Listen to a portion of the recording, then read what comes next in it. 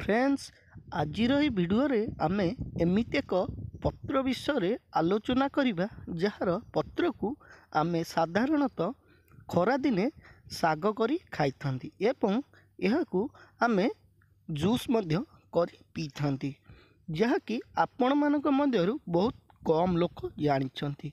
यही गछटीर नाम होउची लिंब गछ। फ्रेंड्स लिंबर पत्र एवं लिंबर जूस पीवा द्वारा आम शरीर में एमती किछि रोग अच्छी जो रोग को लड़िया पई आमको यथेष्ट मात्रा रे साहाय्य करिताए। फ्रेंड्स प्रथमतः यही पत्र को पीवा द्वारा आम शरीर में जदि कुर्मी भली बीमारी थाए तेबे यही पत्रर भजा जदि आमे खाउछंती तेबे पेटरू कुर्मी संपूर्ण रूपे हटाई दिए। जदि द्वितीय आपणकर आखिर उज्जवलता बहुत कम हो जाइछि तेबे आपण माने लिंबर रस 2 बुंदा पकेवा द्वारा आपणक आखिर उज्जवलता को बढ़ाइबारे साहाय्य करिथाए।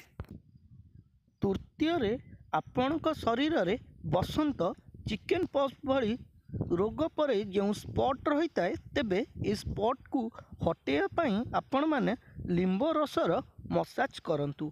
लिंब रसर मसाज करने द्वारा आपणकर ए समस्त प्रकार स्पॉट संपूर्ण रूपे हटाई दे थाए। फ्रेंड्स आशा करे आज भिडियोटी आपण मानकु बहुत भल लगी। फ्रेंड्स भिडियोटी जदि भल लगी थाए तेबे भिडियोटी को लाइक करिया सहित आपण मानक फ्रेंड्स शेयर निश्चिंत करि दियंतु। Thank you.